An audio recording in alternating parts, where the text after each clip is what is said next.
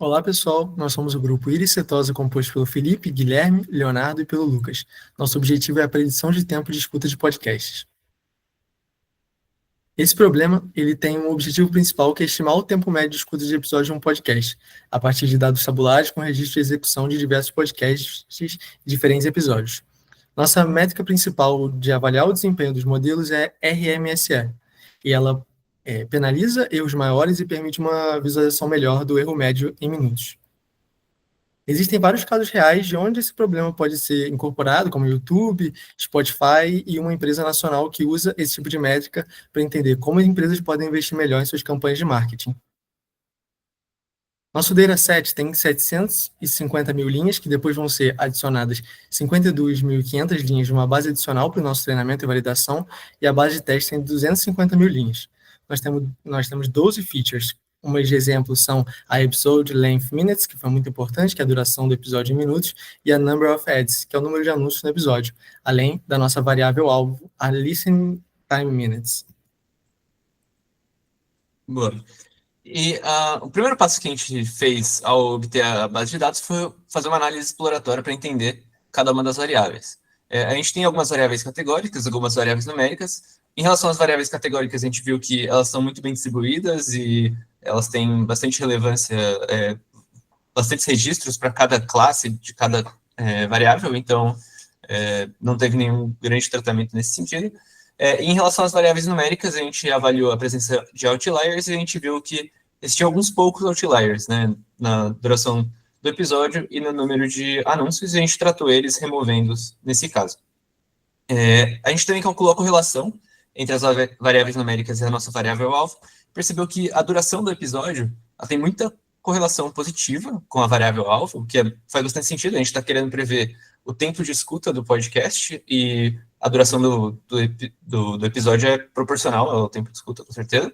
E a gente também notou uma sutil correlação negativa da variável de número de anúncios com o tempo de escuta do podcast, que é curioso, mostra que quanto mais anúncios ali, os ouvintes tendem a escutar menos o podcast.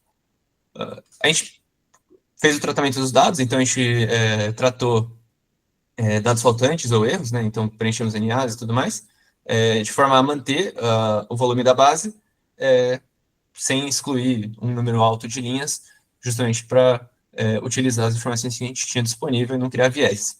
E a gente também criou variáveis numéricas a partir de variáveis categóricas, né? A partir de algumas transformações simples de D para. Em seguida, a gente fez a etapa de Feature Engineering, que nada mais é do que usar as features que já estão presentes no nosso dataset, combiná-las de algumas formas para gerar novas features, de forma a avaliar se a gente consegue encontrar features relevantes nesse problema de tentar prever o tempo de escuta do podcast. A gente encontrou algumas features interessantes aqui com correlação forte, né, com a variável alvo, como, por exemplo, a popularidade do host do podcast ponderada pela duração do episódio, que tem uma correlação negativa, bem como a popularidade do convidado. E também uma outra variável que tem uma correlação forte, razoavelmente forte, é a de número de anúncios por minuto, que chegou a uma correlação de menos 0,45 com o alvo. E, por fim, a gente normalizou as variáveis numéricas para utilizá-las nos modelos. E aí a primeira etapa de implementação de modelos foi implementar modelos baseline. A gente primeiro implementou uma lógica simples e depois algumas regressões lineares e polinomiais. E o melhor modelo que a gente conseguiu nessa etapa foi a regressão polinomial multivariada, com várias variáveis, usando nossas variáveis que passaram por Feature Engineering, que foram criadas na etapa de Feature Engineering. E o melhor resultado que a gente chegou de RMSE foi com esse último modelo de 13.24, o RMSE em validação. E na base de testes, após submissão no Kaggle, a gente chegou em um resultado de 13.35 de RMSE. Fizemos também outros testes com a implementação de alguns modelos XGBoost, CatBoost lá de GPM, semi-manualmente, né, com auxílio de algumas bibliotecas, quando nos deparamos com o AutoGluon, que é uma biblioteca de auto machine learning, né, ou seja, ela tem uma série de algoritmos já estado da arte, bem definidos, né, e muito fácil de implantação, no qual nós ganhamos muita produtividade para testar uma série de outros modelos, tanto de aprendizado supervisionado quanto de deep learning, e com isso tivemos resultados melhores do que com os modelos de regressão linear e polinomial, né?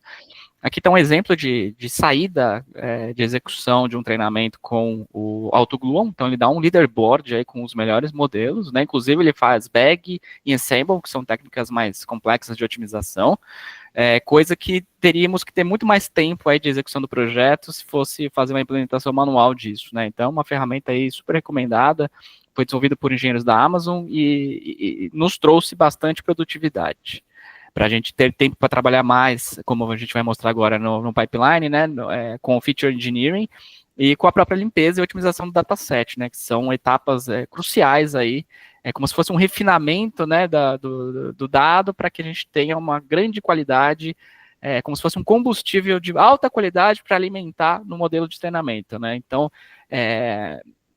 aqui a gente está mostrando um pipeline aí padrão de mercado para treinamento de modelos, né? Então fizemos aí primeira etapa, né, concatenação dos datasets, análise dos dados para verificar a distribuição das categorias e ruídos, limpeza desses dados, removendo ou preenchendo os nulos, tirando outliers, fazendo um encoding das features categóricas e normalização das numéricas, e trabalhando a fundo na engenharia de features, né, tanto na criação delas quanto na seleção dessas features, para a gente então chegar, né, num dataset ótimo com o que a gente tinha, para fazer a separação em conjunto de testes e validação, né, aí 80-20.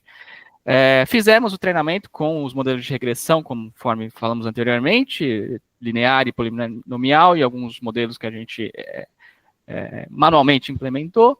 Descartamos essa etapa, né, e fomos para a etapa 7V usando totalmente o AutoGluon para isso, né. Conseguimos bons resultados e vai com uma grande variedade de modelos, e aí fizemos uma segunda etapa de refinamento, né, ainda aplicando feature engineering e seleção de features, com IA generativa, random forest e a técnica de target encoding. E aí retreinamos o modelo com base nessas melhorias que nós fizemos, aí nessa segunda etapa de engenharia de features, até a gente chegar no melhor modelo e fazer a predição com o modelo, com a base de testes para submissão no Kaggle. Bom, e como que foi feito esse refinamento do Feature Engineering para o retreinamento do AutoGluon? Então, a gente usou o DeepSeek, a gente usou o modo DeepThink, que é o modo em que o DeepSeek ele constrói todo um racional antes de responder aos nossos prompts, que gera respostas mais interessantes. A partir disso, a gente gerou 13 novas features, que a gente agregou às features que a gente já tinha criado com o nosso primeiro Feature Engineering, e também incluímos mais uma variável com o Target Encoding. Target Encoding é uma forma de Feature Engineering que ela explora as relações entre as features do nosso dataset e a nossa variável-alvo, que no nosso caso é o Listening Time. Então a gente construiu essa nova feature, o Completion Ratio, dividindo o Listening Time pelo Episode Length. Construímos uma biblioteca com o Podcast Name e o Completion Ratio médio por Podcast Name. É importante ressaltar que para construir essa biblioteca, a gente usou apenas a base de treino e não usamos nada da base de teste para não ter contaminação na hora que a gente treinasse o nosso modelo. A partir daí, a gente rodou o Random Forest Regressor, que nos trouxe uma classificação das features por ordem de importância. Então aqui, algumas das features que a gente tinha criado inicialmente ficaram entre as top 10, as novas features do DeepSeek também ficaram, algumas features originais, e também a nossa feature que a gente criou com o Target Encoding, que é o Completion Ratio. Então a gente pegou essas top 10 features, deixamos as bases de dados com apenas essas top 10 features e rodamos novamente o AutoGluon. E aí a gente conseguiu os nossos melhores resultados.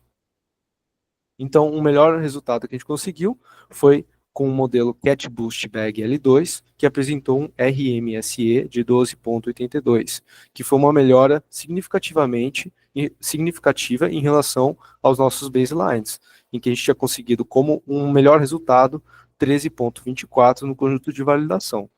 E o nosso resultado final, na base de testes, que a gente enviou ao Kaggle, foi de 12,71.